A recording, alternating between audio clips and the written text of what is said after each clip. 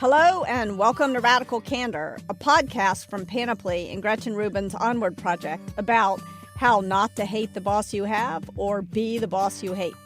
I'm Kim Scott, co-founder of Candor Inc. and the author of Radical Candor, Be a Kick-Ass Boss Without Losing Your Humanity.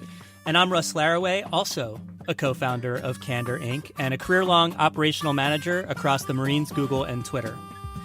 On this episode, we're actually going to talk about the most common mistake bosses make when giving feedback. We call it ruinous empathy, trying to be too nice.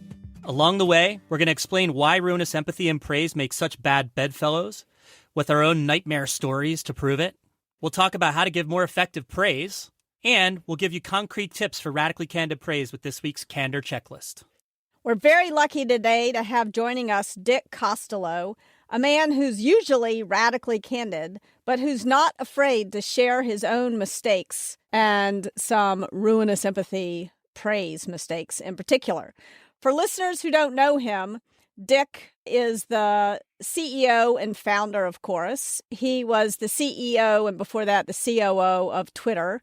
And before that, he founded FeedBurner, which he sold to Google. And my favorite part of Dick's background, he's also a stand-up comedian. Great guy. Dick, thanks a lot for being here. It's my great pleasure to be here. So, Dick, on to our topic today, because you've got a lot of really great management stories. One of the things... Mostly from mistakes I made. Yeah. My stories are mostly... mistakes. Here's another time I screwed that up. Here's the fifth time I screwed that up. Which is why you're such a great boss, because you only learn. You only learn by making mistakes and then admitting it. Mistakes and plenty of them. Yeah. And one of my favorite stories is around ruinous empathy and giving praise. Ruinous empathy is where you care personally, but you fail to challenge directly. You're so worried about somebody's feelings that you don't tell them stuff they need to hear. I used to tell people managing by trying to be liked is the path to ruin, which I think is sort of the same thing. Exactly. A great way to put it. And I think that sort of 85% of mistakes that people make are doing just that, managing while trying to be liked. So when we talk about ruinous empathy with respect to praise, what we're really talking about is praise that's kind of more like a pat on the back, like sort of that good job. It's not... Attaboy. Yeah, an attaboy. It's not really specific and therefore not particularly useful is kind of the idea. Or you're just trying to make the person feel good. Yeah, or you're trying to make the person feel good. How can I get out of this difficult situation I'm in? Yeah. Oh, I'll provide them with some incomplete, inconclusive, pat on the back. Nonsense. That might not even be right. Yeah. Yeah. I mean, a lot of bosses a big mistake they'll make is they try to issue some praise and they don't really know what was achieved. Yeah, correct. Or by whom. Right. And that's almost worse than just saying nothing. Yeah. There was a great woman named Karen Supprell at Apple who used to ask a question in the class managing at Apple. And she would ask the class, how much time do you spend planning and preparing to criticize somebody? And people would give a number, 20 minutes, 30 minutes, an hour. And then she would ask, how much time do you spend preparing to praise somebody? And she would get a bunch of blank stares, like usually 0 time was the answer. And that made people realize they didn't prepare to I praise. think that's right. Awesome. Well, it sounds like you're speaking a little bit from experience here. That sounds like a segue. There's a good... Why, yes, Russ. Funny you should say that. Nailed it. Tell us your story. Good. Tell us the story. So this is an example of, having good intentions and having some information. So I was standing up very early on in my tenure as CEO of Twitter, and one of the front-end teams, I think it was a web front-end team, had basically rebuilt the web front-end to be much more responsive and much faster. That's a big deal. Yeah, it's a big deal. And there's a bunch of people working on it. And, I always wanted to make a point when I was talking during all-hands meetings to highlight some things that were going well in the company, some things that we needed to work on, et cetera. During the sort of closing segment to the all-hands meeting, I'm commenting on the fact that we've shipped this much more responsive front end. It's much faster. It's faster by this percentage. I think I even knew the percentages. And in the back of the room, as I'm saying this, being the sort of extemporaneous speaker that I am, I see the guy that's sort of the tech lead on the front end team. And I say at the very end of this, and so special thanks to, Dan and the rest of the team who've blah, blah, blah worked on this. And I'm very pleased with myself and go home for the weekend. And I get an email that night from Dan, of course, saying, hey, can you let everybody on the front end team know that I didn't come up to you and take credit for that? I kind of feel like a jerk because, you called my name out and nobody else. And people probably think I went up to you and took credit for it. And I realized that by, throwing out Dan and the rest of the front end team, I had actually thrown him under the bus with everybody else. So I made a point. And you were just trying to make him feel good, I was just trying to make, of course, just trying to, highlight, hey, there Dan is, who happened to work on this thing and good for him. So I sent out a note to the rest of his team that night pointing out that I just happened to make eye contact with him in the back of the room. So the lesson learned was don't stand in the back of the room when I'm speaking. No, you have to be very careful about giving informal praise and feedback because, if you do it sort of half-baked or with partial information, you can end up throwing people under the bus. Hey, Kristen, just want to take a note here to put don't stand in the back of the room when Dick's speaking to add to our candor checklist for today. Yeah. Rule 8. Yeah, well, I think the takeaway for people is when you manage by trying to be liked or as you all refer to it, ruinous empathy, you just create misery for the team and end up throwing that person under the bus. So you may think they like you now based on this thing you've just said to them. Of course, 6 months from now, they hate you. The lesson learned was don't call out one person and say everybody else. Either put the names of the team up there or say everybody on the front end team, not Dan and everybody else. Right. Yeah. Yeah. And it's part of caring personally, right? You gotta show a bunch of people that you care personally. Right. Yeah. I think that's enough of the great mistakes I've made. It's time for a few from you. Kim's heard this a few times, but I've coached Little League. And, I'm just a parent. I'm just a dad. And just like the rest of the coaches, we're just volunteers, we're just dads, and we're just trying to mostly help the kids have a great experience. There's a couple trying to relive their youth and live vicariously through their kids. Right. Most of us just want the kids to have a good experience. Sure. So anyway, sticking a bunch of dads in front of 11, 13 kids, whatever it is on a team, they put us through a little bit of training. And there's a great organization called the Positive Coaching Alliance that comes out and does the training. It's a nonprofit focused on helping coaches to coach more positively, right? Just as it sounds. And one of the more interesting points that they make, and I don't think will be a surprise to anybody here, saying to a kid at the end of a game, "Great job," is as ineffective to a child as we would say that it is to an adult. In other words, if it's something you would say to your dog, it's probably not good praise, right? Right. Good job. Good job. Yeah, you peed in the right place. Yeah. Good job. Of course, this is the problem with the sort of unspecific, random, pat on the back. It's the equivalent of the participation trophy. Great job. Really? You showed up. What? Yeah. You wore clothes to work today. Right. Here's a well trophy. Done.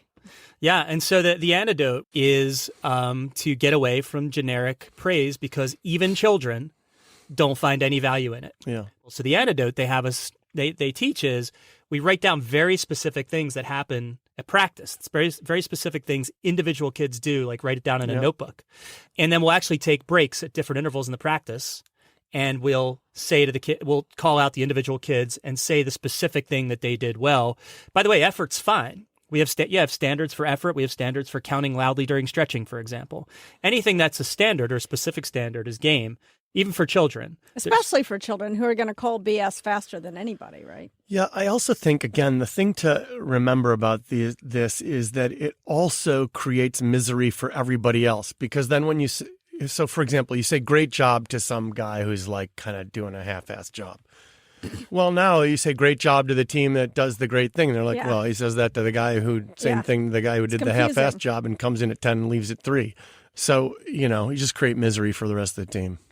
And it's sort of, I remember recently my son had done, I forgot what it was, something amazing. And I was praising him and I saw my daughter's face was sort of falling. They're twins. So it's all, and so I tried to think of something really quickly that she had done well so I could give her some praise too. And I forgot what kind of nonsense. And she looked at me, she's 7, and she said, "Mom, I know why you're saying that. Yeah, right. They're not stupid. People aren't, Yeah, people aren't stupid. Children aren't stupid. Yeah. I mean, this is what I used to always say in my management class at Twitter. You may think people are fooled. Nobody is fooled, right? Everyone sees exactly what's going on, and you're not kidding anyone. So, Dick, what's your advice for giving people praise, for giving great praise? Informal praise, informal, in the moment, specific praise is one of the greatest things you can do as leader. For example, the ads API team shipped something, and instead of sending out a note, I just walked down there in front of the team, where I knew exactly where they sat, and spent a bunch of time with them, or with all their colleagues sitting around them, highlighted how important it was, how great it was that it got out on time, got out to all the ads API partners correctly. I knew who all the people on the team were, and I stood there among them and talked about that. And that's that kind of feedback, informal, in the moment, very specific feedback, knowing who a few of the customers were. That kind of feedback is great. It's better, I think, than formal evaluation praise. Yeah. And probably fun for you as well. Of course. I mean, it's great. And you can engage with them and talk to them about what's coming next. And those were always things I enjoyed doing and wanted to make sure I was doing more of. And I think that, frankly, people probably don't do enough of that. And you did a great job at Twitter, just to end on a little more praise. Thank you. Thanks a lot for being here, Dick. You can read more stories and learn more about Ruinous Empathy on our website, www.radicalcandor.com. We want to hear your stories, too. Tell us about the times when you've seen or experienced ruinous empathy. Write to us at podcast@radicalcandor.com or call us at 2626-CANDOR.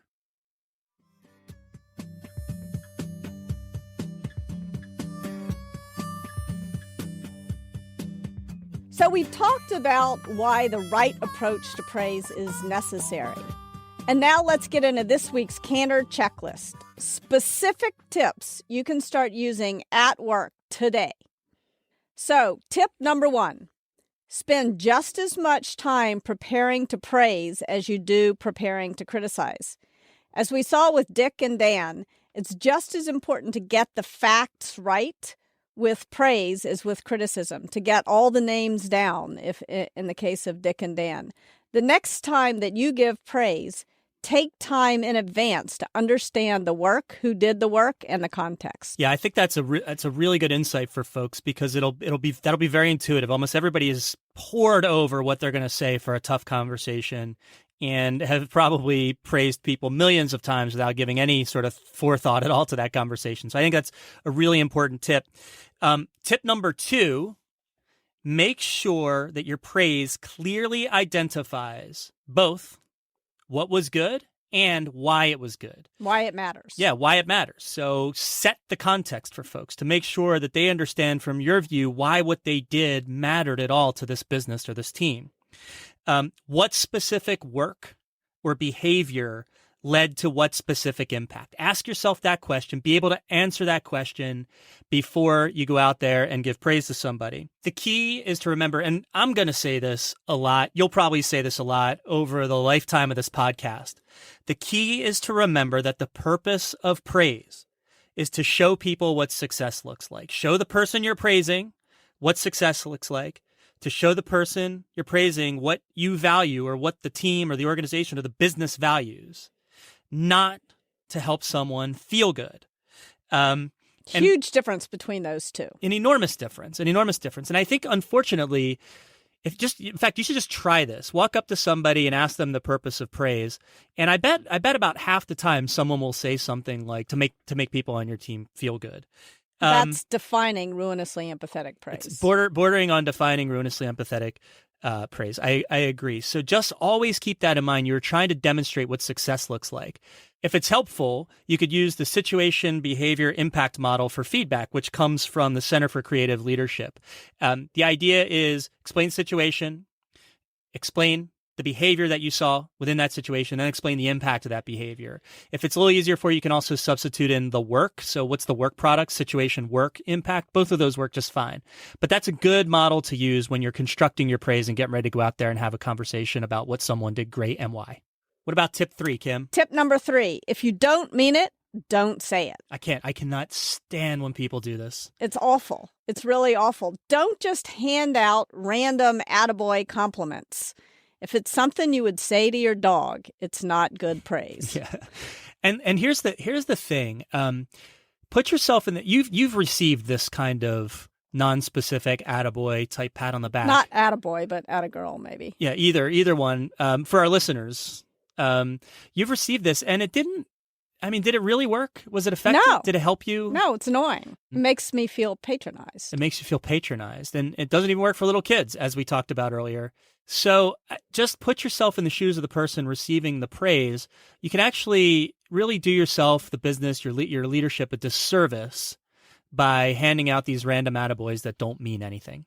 But do remember to hand out a lot of praise that's meaningful. Don't back off your good intention of giving 3 times as much praise as criticism. Exactly right. All right. To recap, tip number 1, spend just as much time preparing for praise as you would for a tough conversation that includes criticism. Tip number 2, make sure your praise clearly identifies both what was good and why it was good, why it mattered. And tip number 3, if you don't mean it, don't say it. As a reminder, we want to hear your stories about ruinous empathy, feedback, or about management in general. And as always, feel free to send us your questions. Tell us about the challenges, the annoying things you're currently facing at work. Write to us at podcast@radicalcandor.com or call us at 2626-CANDOR. And that's it for Radical Candor this week. Our producer is Kristen Meinzer. Thanks also to Laura Mayer and Andy Bowers at Panoply. Our theme song is written and performed by Cliff Goldmacher. Please let us know what you think of the show. You'll find us on Twitter @Candor. Our email address is podcast@radicalcandor.com.